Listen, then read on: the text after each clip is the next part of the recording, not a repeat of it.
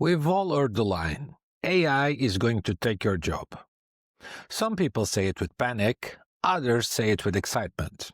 But almost nobody explains how the process actually works or who is really at risk. In this video, I want to do something different. Not science fiction, not hype, just economics. We are going to look at AI as a technology shock hitting the labor market, and we'll ask three simple questions. First, what does AI actually do to jobs? Second, why is the middle class especially exposed? And third, what can workers and policymakers do to avoid a high-driven inequality spiral? By the end, my goal is that you don't just fear AI and you don't blindly worship. You understand it as an economic force so you can make better decisions about your skills, your career, and your vote. The first key idea is this. AI automates tasks, not jobs. Think about your workday. It's not one big task, right? It's a bundle of activities. Answering emails, talking to clients, filling in reports, making small decisions, and solving unusual problems.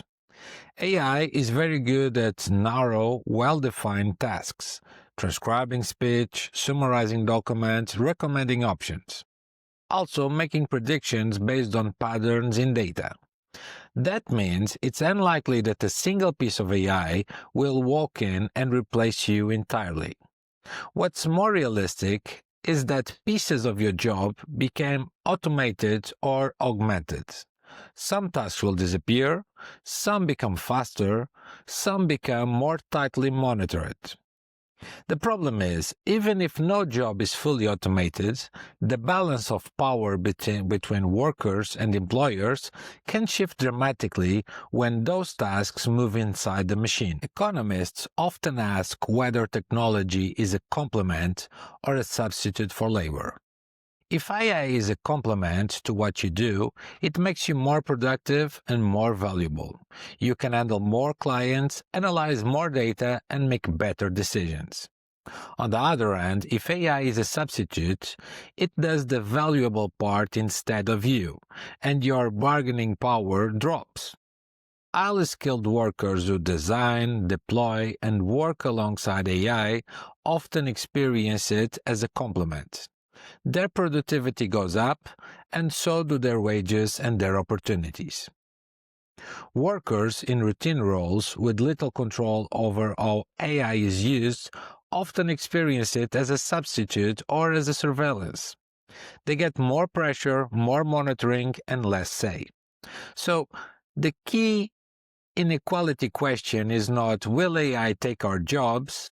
It is from whom will AI be a complement and for whom will it be a substitute? Now, let's talk about the middle class. Historically, many middle-class jobs combined a decent salary, some job security, and a mix of routine and non-routine tasks.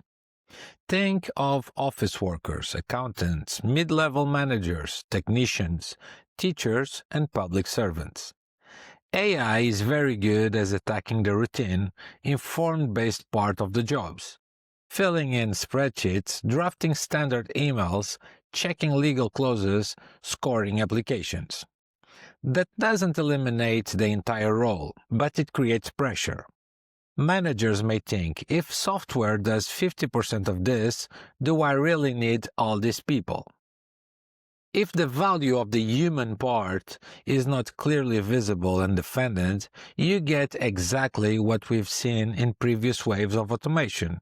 A hollowing out of the middle with growth at the top and precarious work at the bottom. We already observe labor markets becoming more polarized.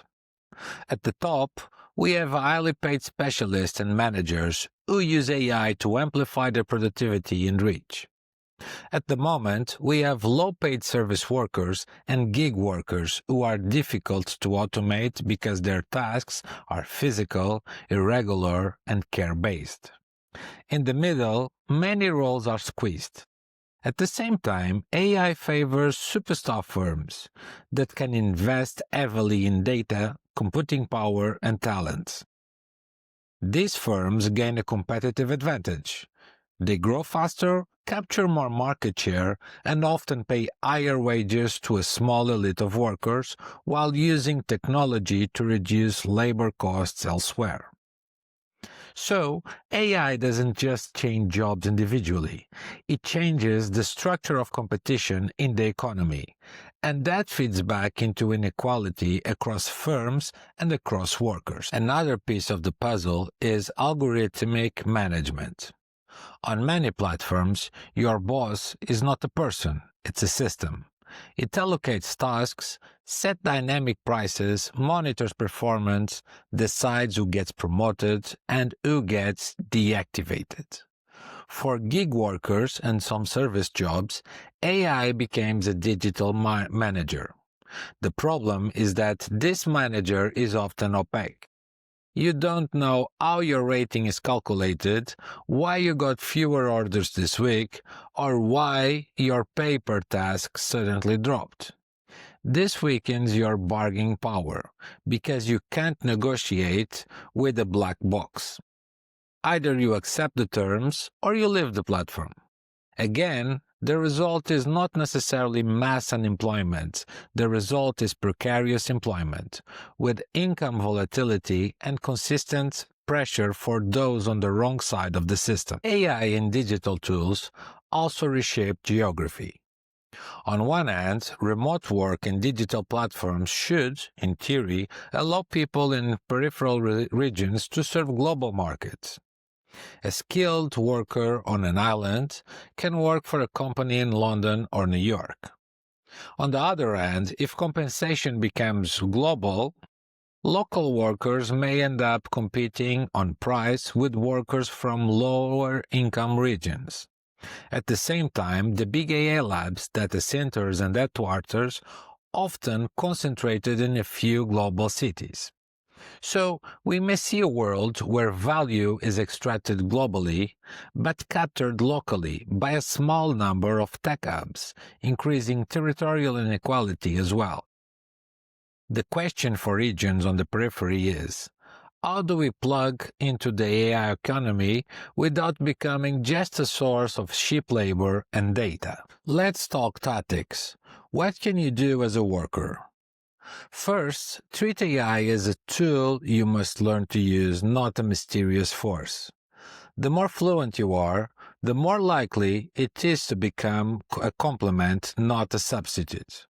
Second, focus on skills that AI struggles with: deep domain expertise, complex problem solving, trust building, communication, leadership, and ethical judgment.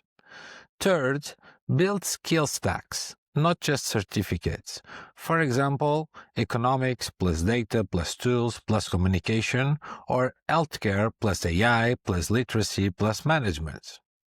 Fourth, where possible, join or build organizations that give workers a voice in how technology is implemented: unions, professional associations, or workers' councils. Individually, you adapt. Collectively, you negotiate, and both are needed. On the policy side, there are no magic bullets, but there are levers.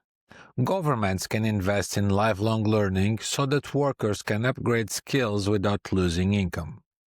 They can design tax systems that don't penalize labor while letting AI-driven capital enjoy all the gains. They can regulate transparency and fairness in algorithmic management, so workers at least understand how they are being evaluated. They can reinforce social protection for people in volatile, gig-like jobs, so that a temporary income shock does not become a long-term trap.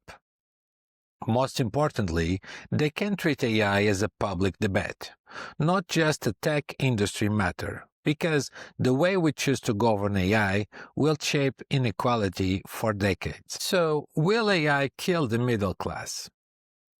The honest answer is, it could hollow it out if we let all the gains flow to capital and superstar firms, while workers face substitution and surveillance. But AI could also be used to increase productivity, reducing boring tasks and supporting a more flexible, more creative labor market if workers have bargaining power and if policy does its job. The technology is not destiny. The distribution of power is. Now, I'd like to hear from you. In your own work, do you feel AI more as a helpful assistant, a silent threat, or something in between? Tell me in the comments, because your experiences will shape future episodes on AI and the future of work. And if you want more economics on AI inequality and the attention economy, subscribe to the channel and share this video with someone who keeps hearing AI will take your job and wants to understand what that really means.